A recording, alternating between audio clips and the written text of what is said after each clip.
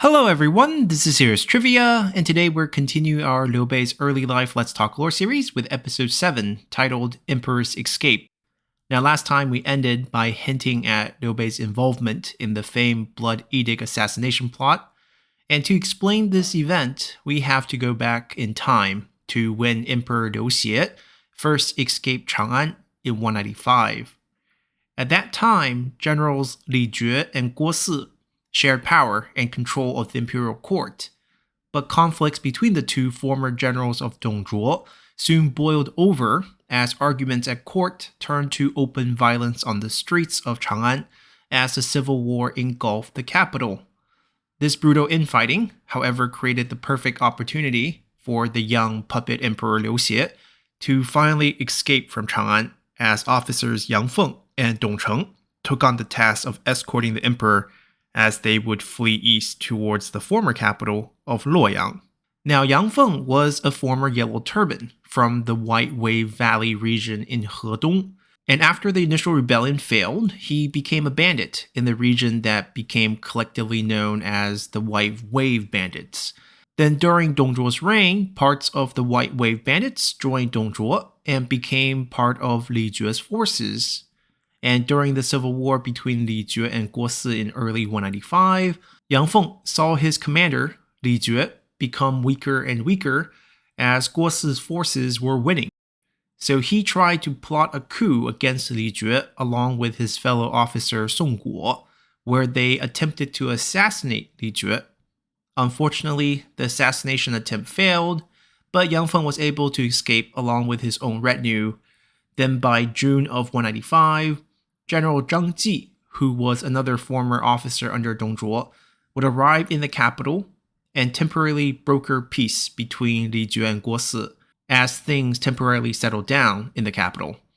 At this point, because of the damages to the city from all the fighting, Emperor Liu Xie requested for the capital to move back to Luoyang.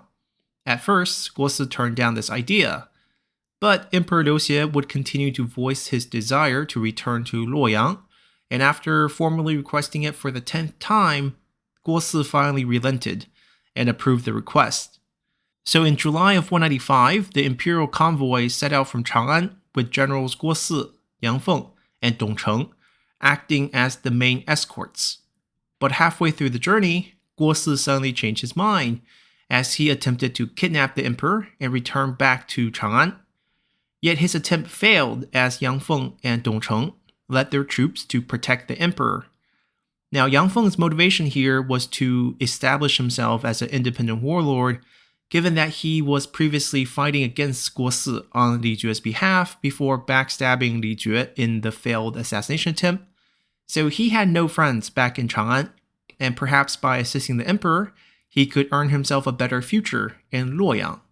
Dong Cheng, who we have not talked about yet, on the other hand, has other motivations. As while he was a former Dongzhuo officer, he had direct relationship to the emperor, as he was the nephew of Empress Dowager Dong, who was Liu Xie's grandmother, which technically makes him an imperial uncle of sorts. So while Dong Cheng and Yang Feng would beat back Guo Si and continue their way to Luoyang, Guo Si would run back to Chang'an and convince his former partner in Li Jue, as the two of them would set aside their differences and chase after the emperor together. And by November of 195, they would catch up to the imperial convoy and defeat Yang Feng and Dong Cheng's forces as the imperial convoy took massive casualties, with hundreds of imperial court officials dying and countless court documents and artifacts lost in the battle. But Emperor Liu Xie did get away, as Yang Feng and Dong Cheng managed to escape with the emperor. And trying to turn the situation around, Yang Feng pretended to enter into peace talks with Guo Si and Li Jue, while secretly, he contacted his old bandit friends in the White Wave Valley in the nearby commandery of Hedong, as the bandit leader, Han Xian, would arrive with Xiongnu riders to reinforce Yang Feng and beat back Li Jue and Guo Si. But this victory was short-lived, as just a month later, in December of 195, Li Jue and Guo Si returned yet again with more troops, as the imperial convoy got overran again, and once again, in this defeat, Dong Cheng and Yang Feng grabbed the emperor and ferried him north across the Yellow River into Henei, where they seek shelter under the warlord Zhang Yang. There they would lick their wounds and negotiate a peace with Guo Si and Li Jue under Zhang Yang's protection. And finally, by July of 196, the following year, the imperial convoy finally reached Luoyang. But returning to Luoyang did not solve any problems, as the temporary alliance between Yang Feng, Han Xian, Dong Cheng, and Zhang Yang no longer had any value, as each of them wanted more power and recognition for their role in returning the emperor back to Luoyang. Yang Feng and Han Xian, being former bandits, even outright attacked Dong Cheng's forces. So, hoping to avoid another civil war in the new capital, Zhang Yang's advisor, Dong Zhao, who personally admired Cao Cao, decided to forge a letter in Cao Cao's name to Yang Feng, declaring that Cao Cao wanted to form an alliance with Yang Feng. And hearing this, Yang Feng, who had the most troops but lacked supplies, was delighted, as he felt that with Cao Cao's help, he could overpower the others. So foolishly, Yang Feng extended an invitation to Cao Cao to come to Luoyang to meet with the emperor. Once arrived, Cao Cao met with Dong Zhao, who informed him of Yang Feng's supply weakness and offered him a plan. Cao Cao would need to bribe Yang Feng with gifts in order to lower his guard, then explained that Luoyang was simply too far for him to maintain a supply line, and that it would be better for everyone to move camp to Luyang, which was closer to his base in Xuchang. And because of the shower of gifts from Cao Cao, Yang Feng did not suspect a thing when Cao Cao asked if Yang Feng could move his forces and the emperor to Luyang. And once there, things changed rapidly, as being close to Cao Cao's base of power, Cao Cao forcefully moved the emperor from Luyang to Xuchang. And when Yang Feng realized he had been tricked, Cao Cao's forces were already attacking him. So Yang Feng and Han Xian, the two white wave bandits, fled south to join Yuan Shu before switching sides to Liu Bu. And by the end of 197, both Yang Feng and Han Xian would be killed by Liu Bei when they were raiding Liu Bei's supplies on Liu Bu's command. But more importantly, Cao Cao now had control of the emperor and the imperial court, as the capital was now re-established in Xuchang. Of the 4 people who had protected the emperor's escape east, 2 are already dead, in Yang Feng and Han Xian. Zhang Yang wisely returned back to Henei before Cao Cao's arrival and managed to earn himself the title of Da Sima.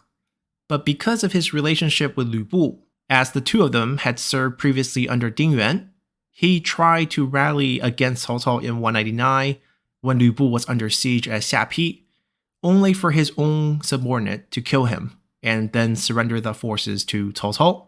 And with his death, that leaves just Dong Cheng, who ended up as the general of the chariot in Cao Cao's new court.